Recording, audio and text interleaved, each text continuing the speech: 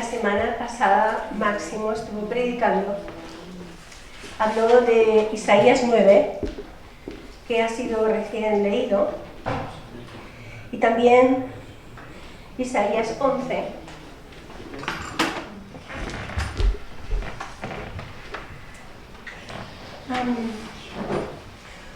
Un niño nos es nacido, hijo nos es dado, y el principado sobre su hombro. Su nombre se llamará Admirable, Consejero, Dios fuerte, Padre eterno, Príncipe de paz. Lo dilatado de su imperio y la paz no tendrán límite. Se supone, y todos sabéis que no es cierto, que Jesús nació un 25 de diciembre.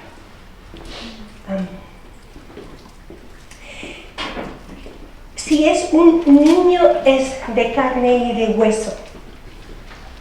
Si es un hijo, es que es nuestro descendiente.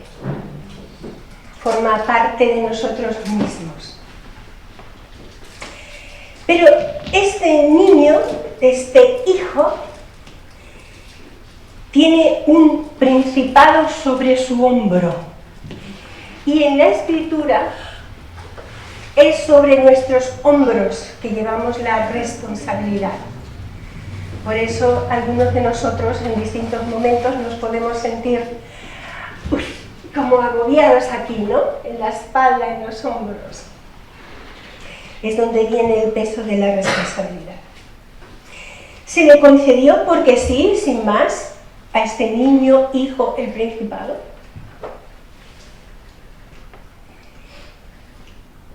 El imperio.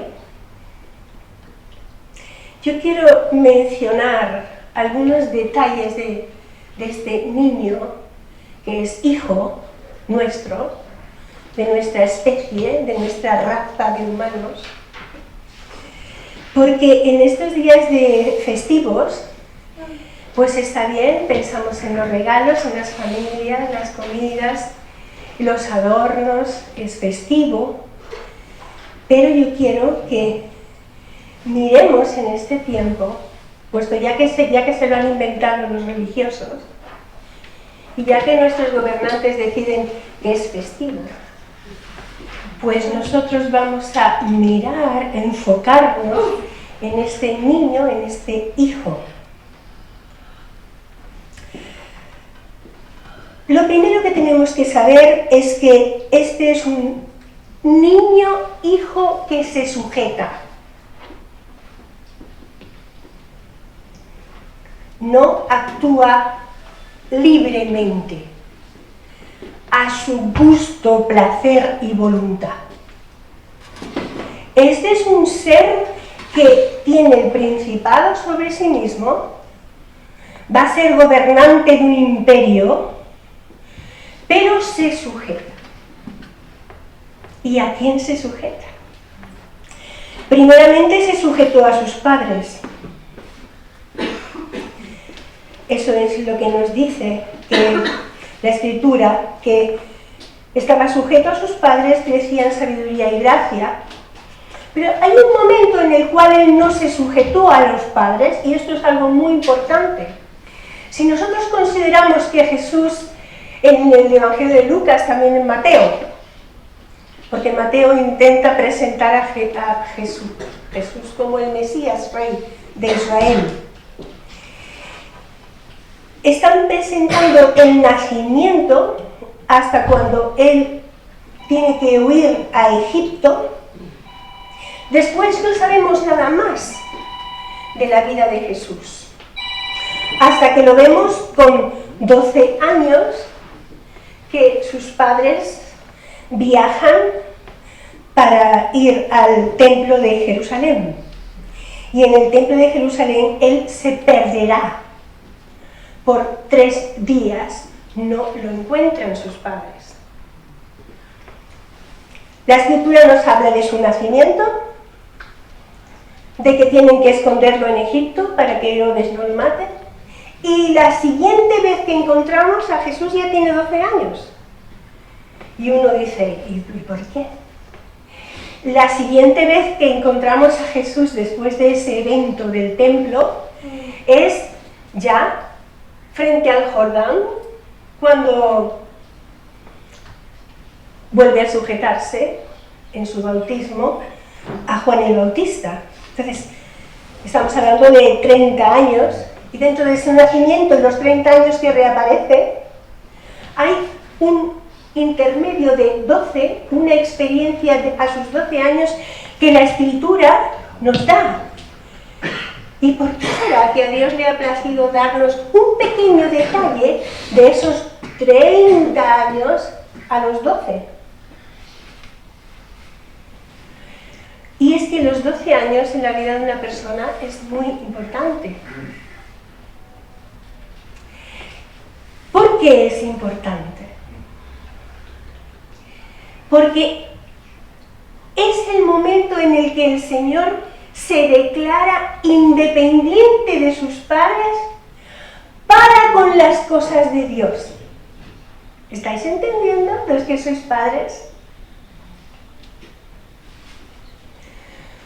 A los 12 años, desde el punto de vista de la Escritura, de la revelación de Dios, una persona es libre en Dios para decidir su propia creencia y su propia entrega a Dios.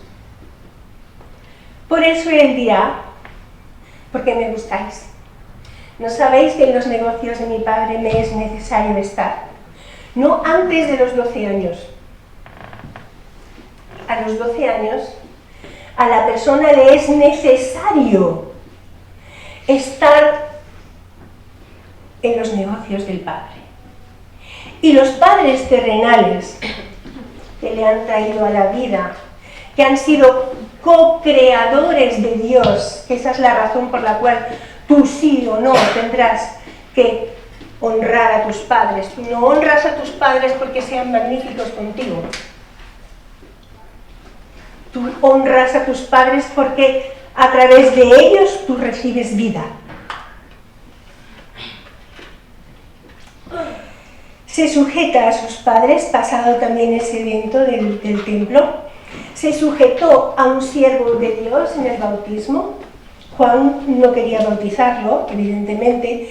El verbo griego indica una gran reticencia, una gran oposición de Juan Bautista a bautizar a Jesús. Tú vienes a mí, yo tendría que ser bautizado por ti. Pero Jesús no estaba en el agua del bautismo para arrepentirse de sus propios pecados. Él estaba como sustituto nuestro. Se identifica contigo y se identifica conmigo. Se sujeta a sus padres, se sujeta a un siervo de Dios y se sujetará a la palabra. Esa es la razón de que el Espíritu de Dios dice que le impulsó y lo llevó al desierto. No fue su idea pasar 40 días de ayuno. Viene un impulso del Espíritu Santo a hacer algo, ayuno. Y nosotros, como hijos de Dios, estamos llamados por Dios a recibir los impulsos del Espíritu de Dios.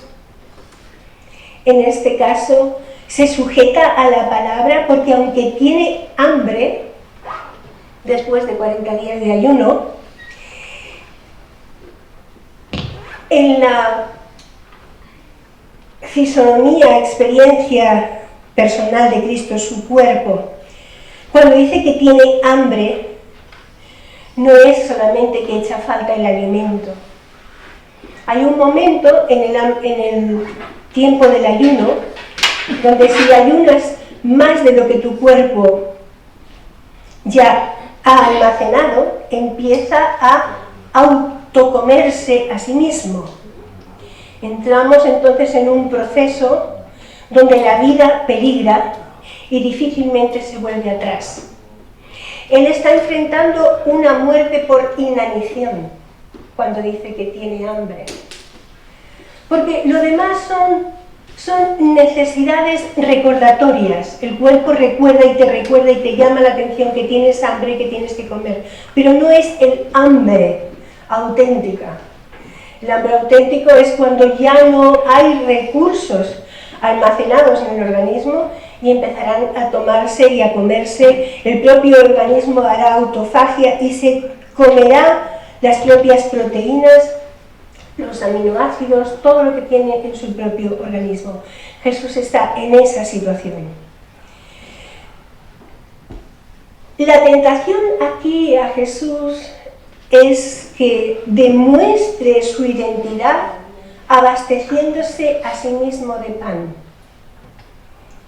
Y muchas veces nosotros tenemos esa misma tentación, abastecernos a nosotros mismos de todas aquellas cosas que estamos necesitando. Él va a decir que la palabra es la que dirige su vida, no solo de pan vive el hombre, sino de la palabra. Quiere decir que aquellos que no viven de la palabra no viven realmente. Tienen una vida, pero no tienen la vida. El Señor se sujetó al Espíritu, principiará su ministerio y dice que en el bautismo el Espíritu de Dios reposó sobre él, pero después de que él supera la tentación, dice que vino a Nazaret en el poder de Dios. Podemos tener al Espíritu de Dios como hijos, otra cosa es vivir en el poder de Dios y ser llenos del Espíritu de Dios. El mandamiento para nuestra vida es ser lleno del Espíritu de Dios, vivir en un estado de plenitud de Dios. Desgraciadamente desconocemos mucho de esa experiencia. Y yo animaría a la Iglesia en el día de hoy, a todos nosotros, empezando por mí misma, que este año 2023 sea un año de plenitud, donde nosotros entremos en un encuentro con Dios a otro nivel, que no hemos sido capaces todavía de tener, el cual es un mandamiento, vivir en la plenitud de Dios. El Señor se sujetó a la sinagoga, porque Él entró en la sinagoga de Nazaret, que era el centro de culto y de aprendizaje. Él se sujetó a otros maestros. Se sujetó también a la profecía, porque en Isaías 61 habla de que el Espíritu del Señor está sobre mí y me ha enviado a predicar, proclamar, sanar. En el Isaías 61 es la clave del ministerio de Jesús. Isaías 61 es el programa de trabajo de Jesús. Por tanto, el programa de trabajo para la Iglesia. Cuando estés en casa, léelo tranquilamente. Los primeros versículos de Isaías 61 marca el programa de trabajo del Mesías y el programa de trabajo para la Iglesia, que es su cuerpo. Se sujeta el Señor a los gobernantes. ¿Por qué? ¿Os acordáis cuando vinieron en busca del pago del impuesto del templo, esas 2 dracmas que estaban pidiendo? Y Pedro le pide a Jesús que están ahí pidiendo el impuesto del templo.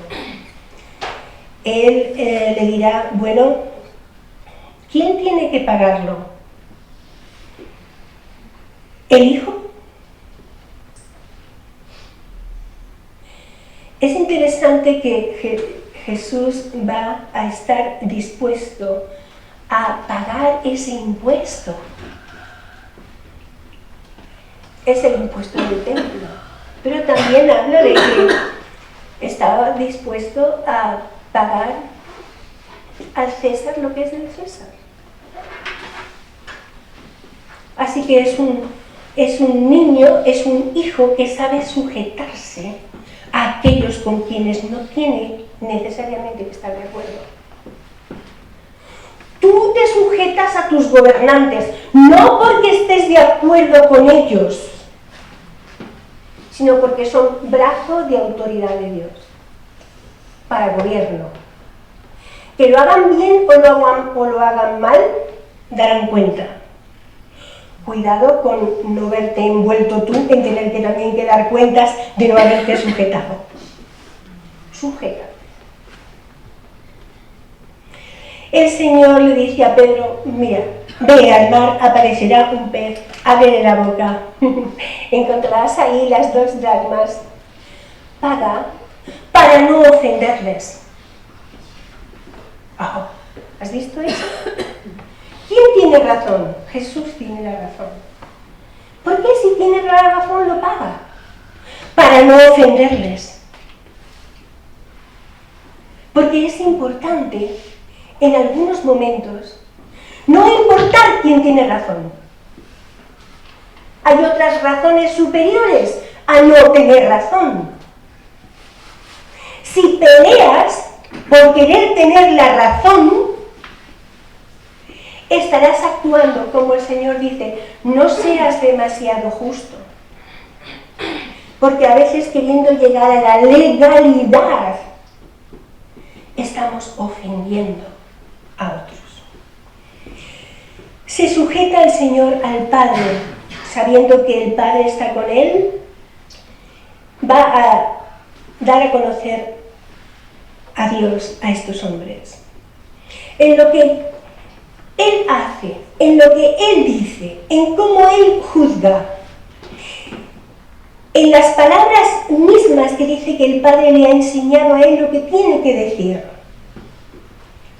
en su disposición de servicio al Padre, en su arresto y en su muerte, que dice que fue entregado por el determinado consejo y anticipado conocimiento de Dios, Él es un ser que se sujeta. Este es un niño. Todos nosotros hemos venido a este mundo como niños y todos nosotros somos hijos. Qué bueno es a lo largo de la vida cuando las personas maduramos y somos padres. En esta sociedad hay un énfasis especial en que debemos de ser buenos padres y qué importante es ser buenos padres. Y ahora quiero decir a los hijos que hijos somos todos. Qué importante es ser buen hijo. Qué necesario es ser buen hijo.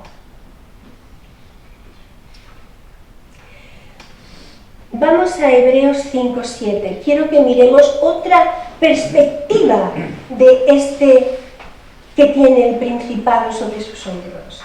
Hebreos 5:7.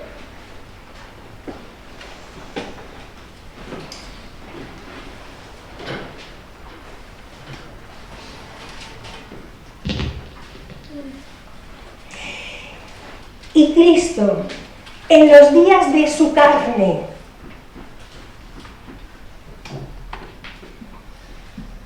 ofreciendo ruegos y súplicas con gran clamor y lágrimas, al que le podía librar de la muerte, fue oído a causa de su temor reverente.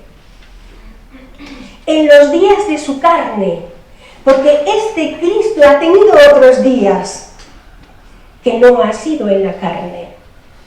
Él ha vivido en la eternidad. El Logos divino, la palabra de la acción y la potencia de Dios.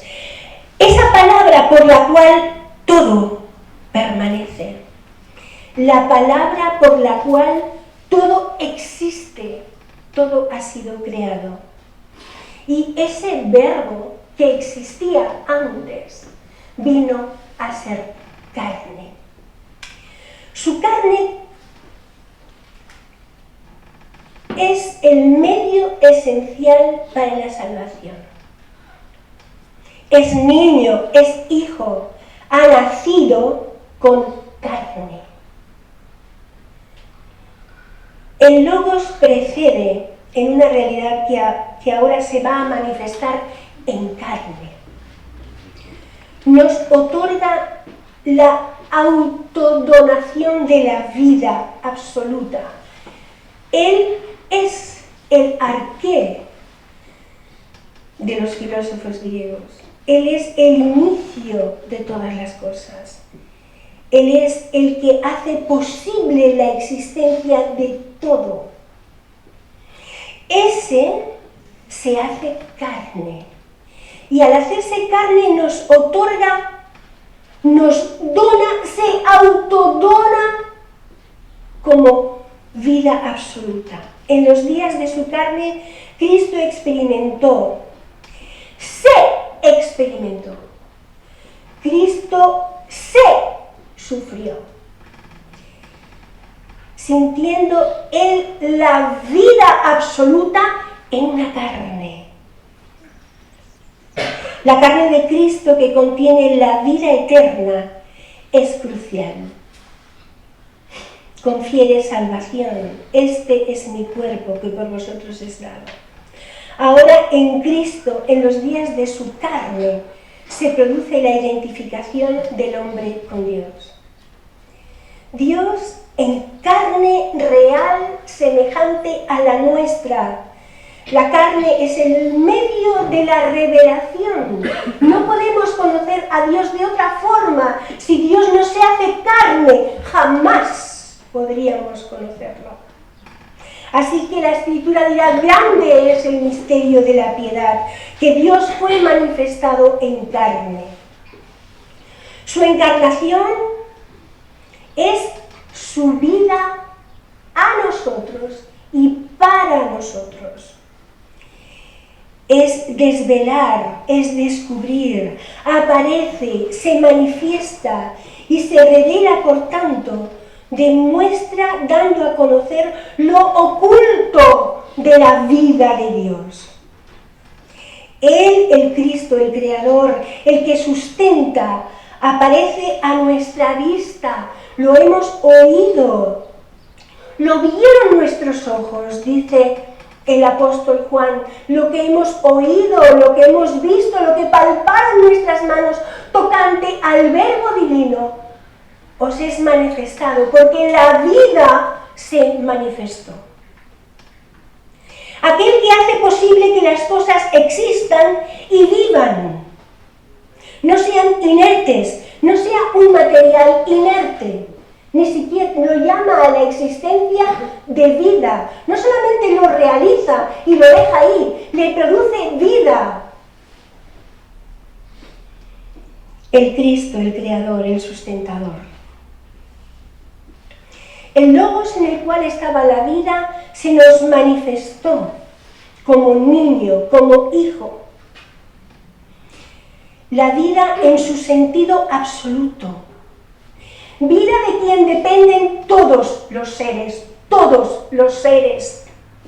Cuando estáis hablando con una persona y estas personas se ponen tan orgulloso y arrogante, solamente tienes que pensar, Señor, si supiera que puede hablar, que puede respirar, que puede pensar, porque tú se lo permites. Ningún temor cuando estés frente a alguien, ningún temor. Su vida se sustenta única y exclusivamente porque Dios se lo permite.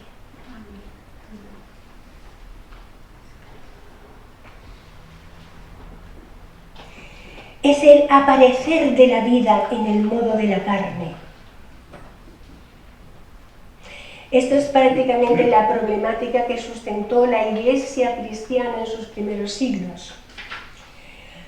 Se les hacía muy difícil a los filósofos, a los pensadores, comprender que Dios pudiera venir en carne. Así que Cristo toma de una mujer su carne terrestre y humana y comparte destino y vivencia con el ser humano. Será crucificado, morirá, Y solo después de estas experiencias de vida es que resucita. La carne de Cristo no es espiritual, no es celeste, no es astral, no es psíquica, es niño y es hijo.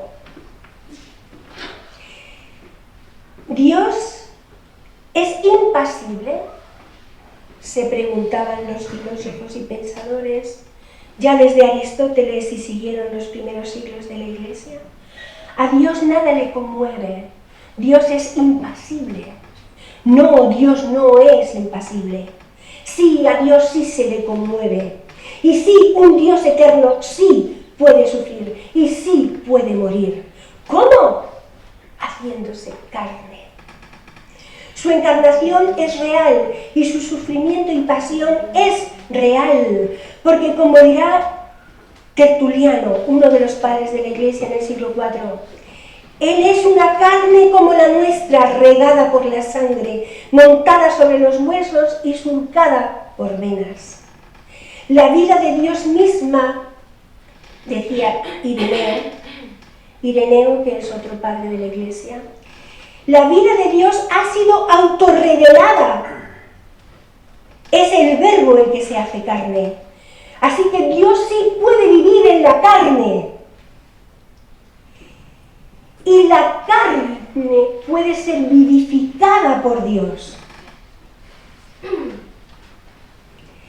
Dios hace que una carne, Él le comunica la vida.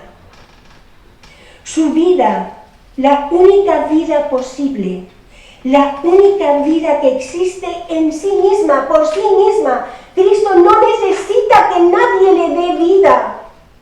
Él tiene vida en sí mismo. La vida es la posibilidad de la carne.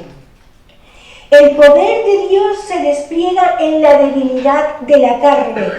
Y significa que la carne toma vida no de sí misma, sino del que ha donado una vida absoluta.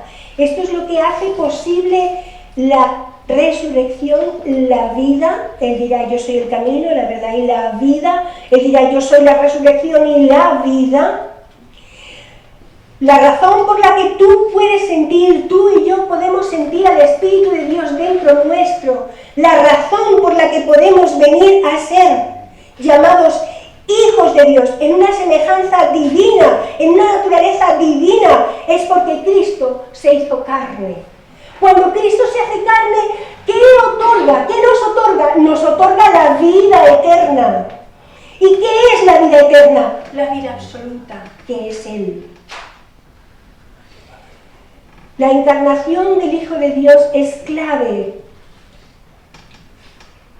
porque pone en tela de juicio la naturaleza de la relación del hombre con Dios, la posibilidad de salvación y también la posibilidad de la culpa y de la perdición. Por lo tanto, es en estos miembros,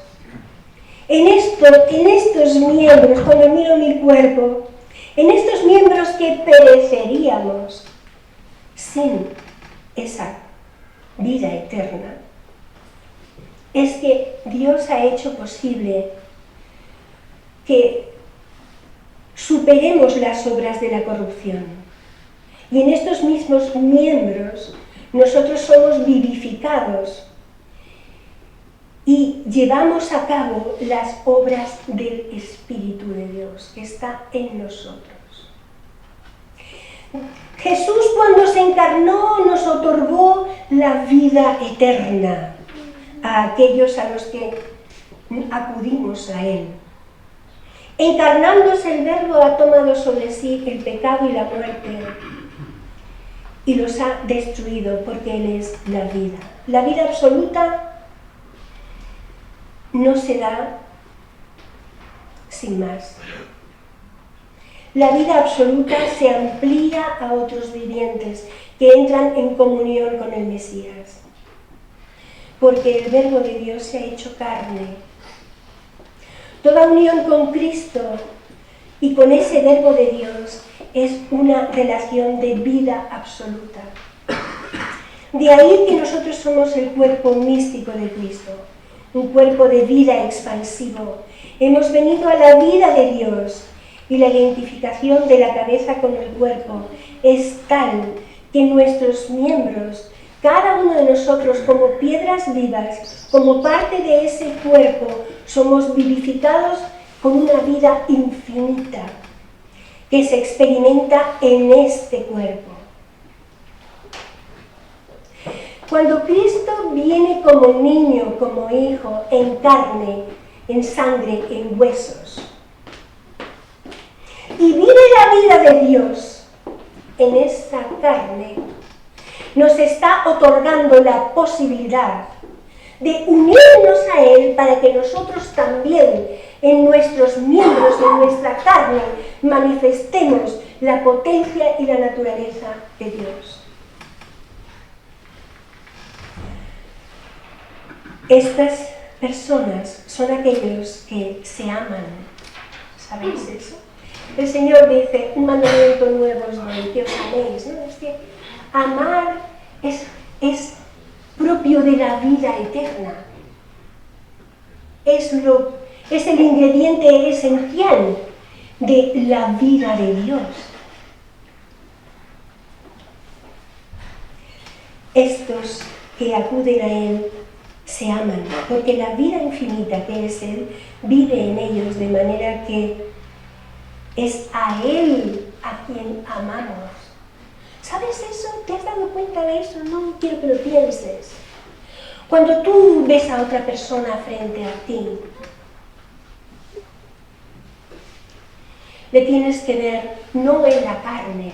Este es un texto muy importante, un texto muy interesante de 1 Corintios 5:16. Si a alguien conocimos en la carne, ya no lo conocemos así. ¿Qué es eso? ¿Qué significa? Significa que cuando yo miro a otra persona, no la miro en lo que esa persona es. Lo miro en la posibilidad en Dios, si es un inconverso. Y si es un creyente, lo miro en Dios mismo. Cuando yo amo a Dios, amo al que está frente a mí, que le ha recibido, porque Dios está en él, la vida de Dios está en él. ¿Sabéis eso? Si tú insultas a tu hermano, si tú desprecias a tu hermano, si tú te enfadas con tu hermano, si tú le haces la vida imposible a tu hermano, quiero que sepas que la Escritura dice con toda claridad que tú estás haciendo todo esto a Cristo mismo.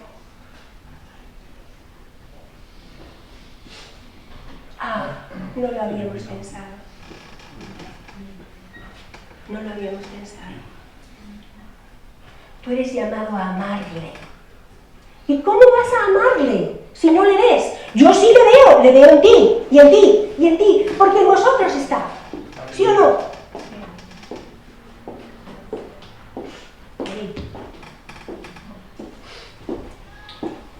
Él ofreciendo ruegos y súplicas, con gran clamor y lágrimas. Los ruegos, súplicas, clamor y lágrimas de Cristo es por autodarse. Nos da la vida absoluta, que ha venido en carne. Él siente, sufre y padece por ti, para que tu carne pueda recibir la gloria de la vida absoluta. La carne, en su fragilidad y debilidad intrínsecas, puede recibir, puede contener a Dios. El Verbo es la vida absoluta que se hizo carne y Él vive en ti. El sufrimiento y la experiencia de la carne de la cual Cristo participa es lo que a mí me llena de gozo. Estuvo dispuesto a sufrirlo para que yo pueda experimentarle a Él, experimentar lo que Él es, la vida absoluta. El Señor no quiere la distancia con el sufrimiento. No quiere la distancia con un mundo en pecado. El Señor no se separa de un mundo caído. El Señor encierra su vida absoluta en la carne. para hacer posible que vivifique la mía y vivifique la tuya. Eso es lo que al Señor le costó su principado.